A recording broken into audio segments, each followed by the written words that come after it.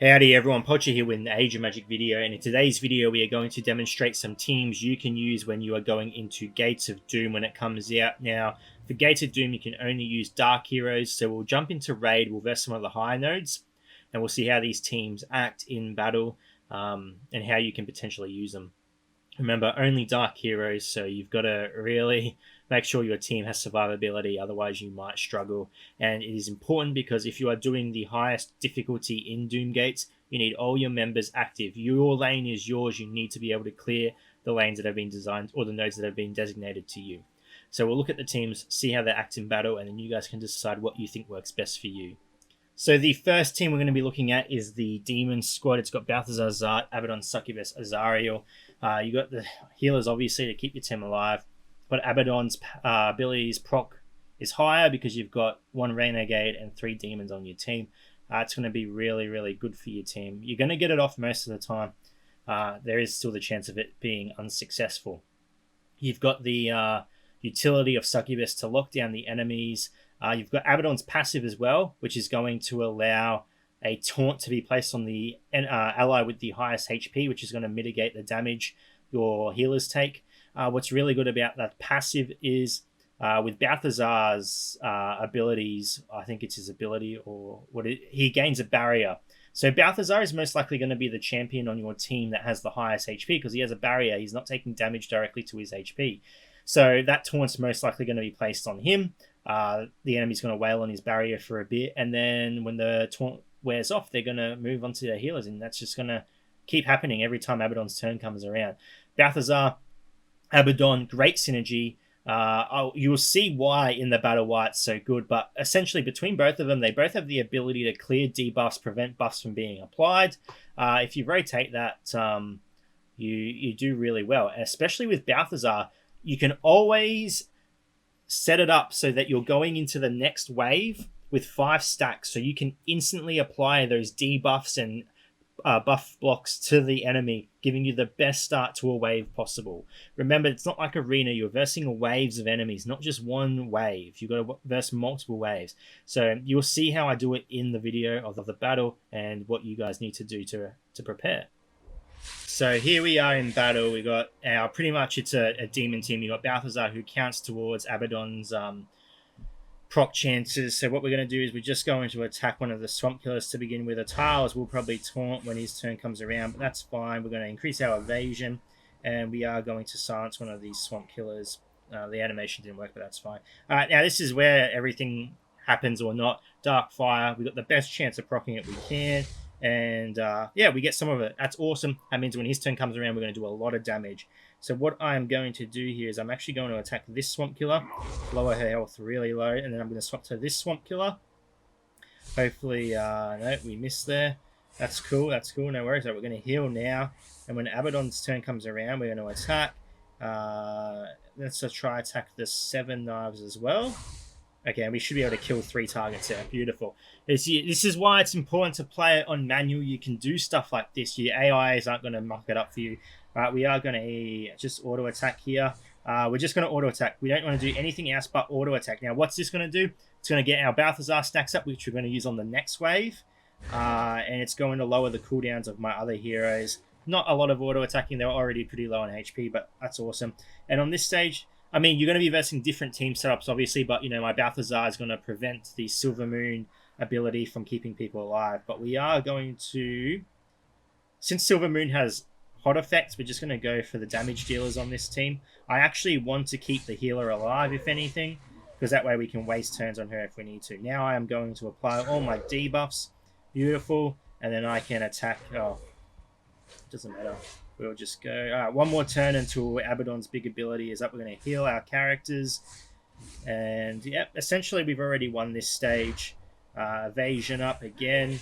And once Abaddon comes around, you see, she actually applied it. The things went on. That's okay. Let's get rid of him. Can we get rid of him? Beautiful. Abaddon's there to get rid of buffs as well. So you got 2 ways to get rid of buffs. Obviously, you want it for Abaddon because that lowers the cooldown of his big ability. We are going to, again, we're just going to auto attack here. We're not in any rush. But essentially, you see how the team is working. I'll probably run out of time, but we can use our big ability. We didn't have to use it if we didn't want to. I'm going to heal just to waste a turn. And then I'm going to take out the damage dealers and leave the healer left. Because if we want to, we can waste time on the healer. I don't think we're going to on this round. Again, just auto attack. And by that stage, my Balthazar has 5 stacks again. Evasion, apply the debuffs, and rinse and repeat. This is why this is my favorite team to use in Doomgates. It just has such utility. Apart from the evasion we get and the resurrect we get and the invulnerability we get from the healers, we have the lockdown from Succubus. Balthazar, not Balthazar, sorry, Abaddon is forcing the enemy to attack. Well, he places a taunt on one of your allies who has the highest HP, which in most cases will be Balthazar, because Balthazar can produce that barrier, which means his health is always going to be high because most of the damage is being taken by the barrier. So it's going to take the damage off your healers and allow you to just keep doing damage and working your magic until you get through the node. Again, it's super important. You can play it on auto if you want. There's just so much more room for mistakes. Play it on manual. Play it how you want. Do what you want and rotate those Balthazar stacks. And you should be fine. You shouldn't have any issue. I understand not everyone's going to have this team, but it will do wonders for you. It really will. The next team is the Undead Army. Just really good. You got initiative boost from Blood Mage. You got speed from Blood Emperor.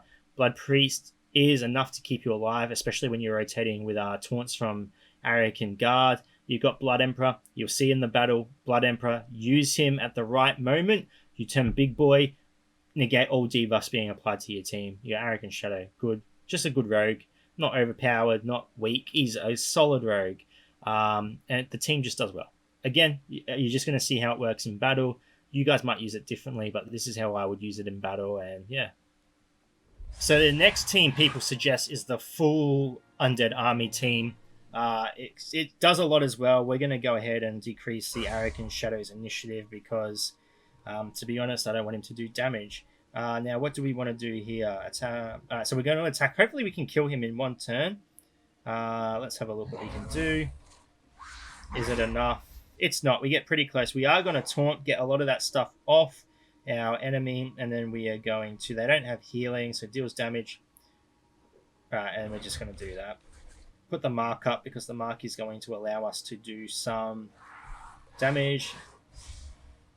We need to... What do we want to do here? Okay, I know they can't kill Arrogant Guard. I'm pretty confident in that, so I am just going to go ahead and kill them now. This is one of the... Yeah, okay. So our Arrogant Guard is fine. We could go Big Boy mode. I am going to wait until the... he's missed twice now, but that's fine. I'm going to wait for that debuff to fall off of him. And we go up to the next stage. Again, just rotating your moves. Now, what you want to do here... They are going to do a lot of damage. So we are going to... So Arrogant Guard doesn't have the taunt on him anymore, so they shouldn't attack him. I am going to go and I want to get rid of the... We can heal him. Good. Let's increase the initiative, get our turns back. Do the AoE damage. Beautiful. Now, none of them have used their abilities yet. I think one of the Arrogant Shadows might have. So now I'm going to go Big Boy form, and they're going to waste all their abilities on me. Going to get rid of that anti-heal. And the accuracy decrease, it's not going to affect me at all. And now we go back. I'm going to get my taunt up. Beautiful. Anti-healing. And we can pretty much do whatever we want from this point on. I'm going to heal up my guys. We can... You see, now this is what you need to decide when you're in battle. Don't just waste your abilities because you got them. There's no chance of me losing this wave. None at all. I can auto-attack from here on out. So that is what I'm going to do. I am just going to auto-attack from here.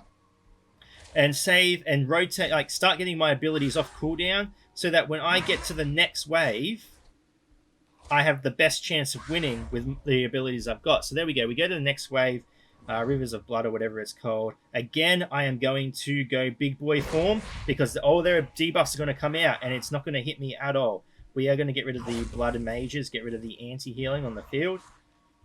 Like, none of this is affecting. Now, this is why this team is really good. If you time it right, you rotate your abilities correctly, you can avoid a lot of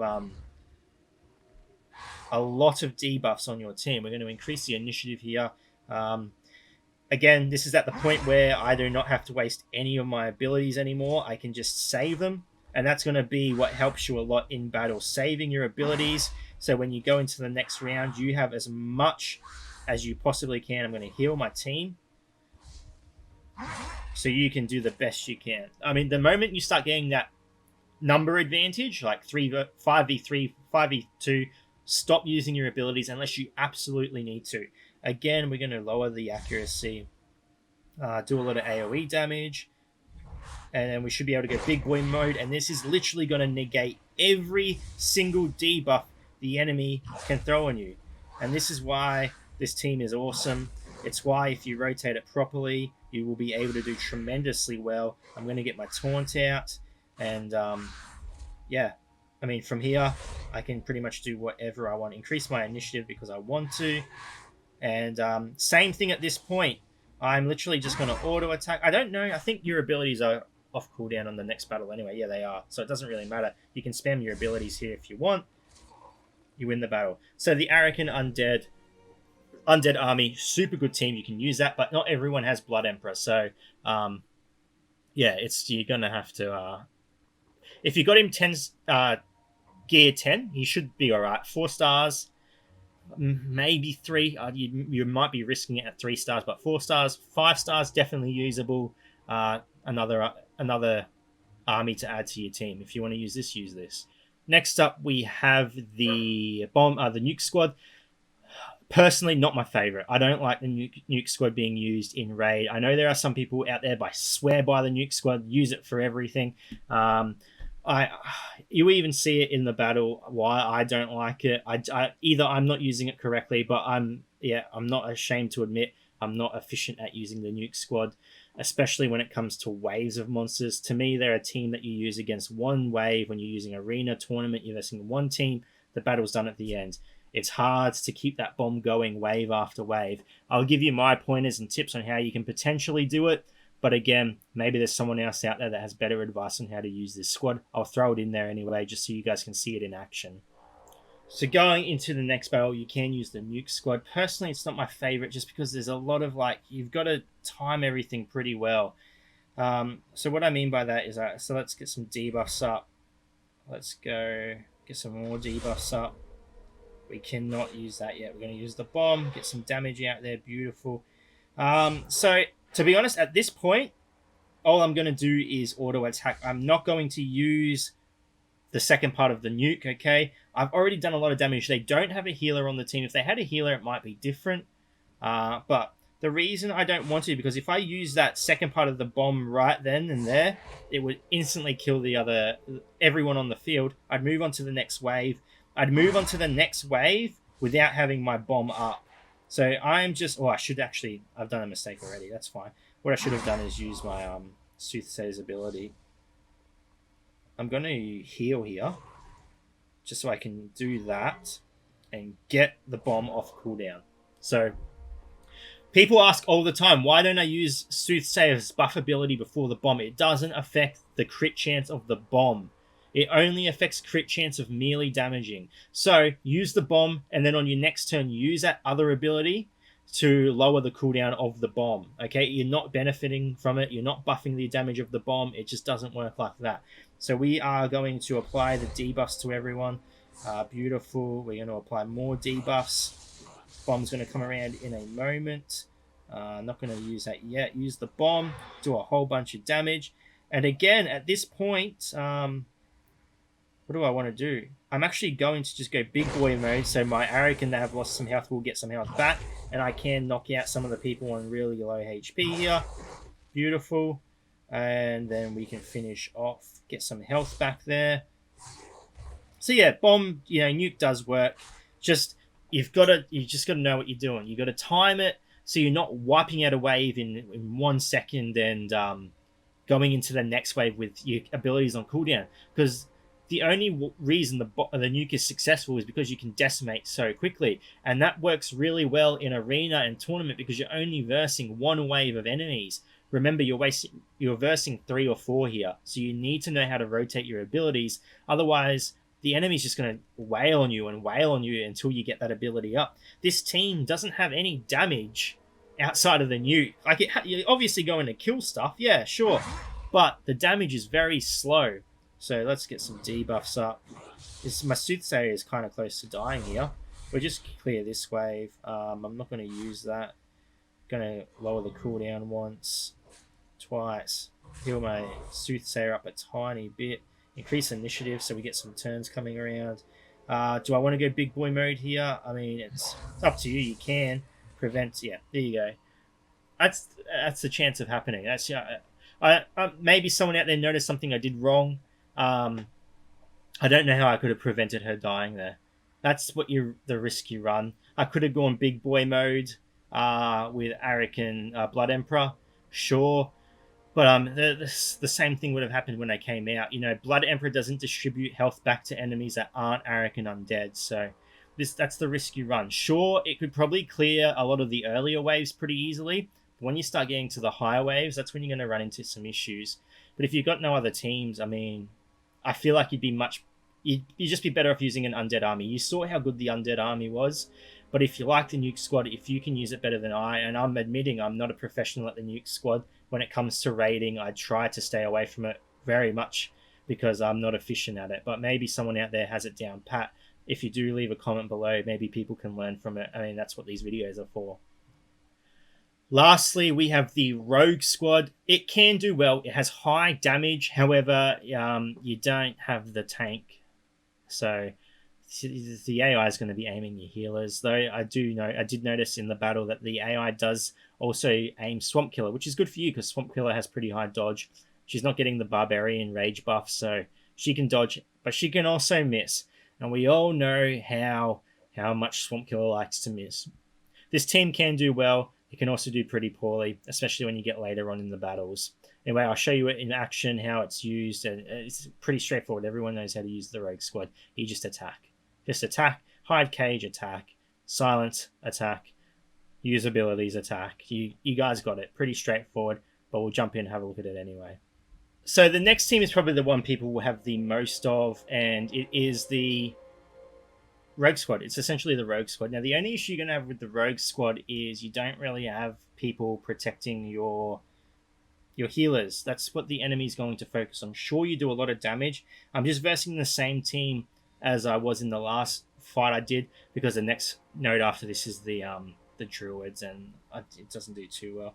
But I'm just showcasing what you're going to be looking at here. So, of course, you're not going to get Barbarian buffs either. So what do we want to do here? I do want to silence. Who do we want to silence? Let's silence Hound.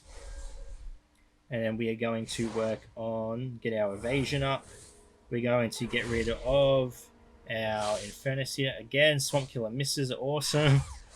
Ah, how good is Rage Swamp Killer when she can't miss. Getting a lot of damage there. Now we're going to go on Hound and get rid of him. And they're aiming Swamp Killer. I guess that is what the AI does. We take out Hound and we can top off our... I mean, the team's doing okay. If this is the team you've got, use it. It's an easy enough team to get. Most people should have it. Its damage is good. Swamp Killer misses again. Oh, how I do not miss that. Can we actually land a hit with Swamp Killer here at some point, maybe? Let's have a look. Hey, she got one. There we go. So yeah, the team is great. It's great for damage. You can focus targets down, especially with Cage on the team. You could even run Swamp Killer, not Swamp Killer, Succubus if you wanted to, just for the lockdowns. But it's up to you. Oh, she hit one ability there, and then we can put him to sleep. Beautiful. And yeah, so this team, it can do well. You might struggle when you get to the higher level nodes, but that's just the way it is. You're just going to be taking a lot of damage. You're going to be versing tanks and healers. There you go. There's a lot of damage. We're going to heal back up. I mean, I could have hidden there. I'm just showing it to you. So yeah, this team does work. There's no reason why this team can't work. You do have a high chance of losing though. Not early on. Early on, you should clear nodes like there's no tomorrow. But when you start getting to those later nodes up in the top corners, this team may struggle. Just because it doesn't have a tank.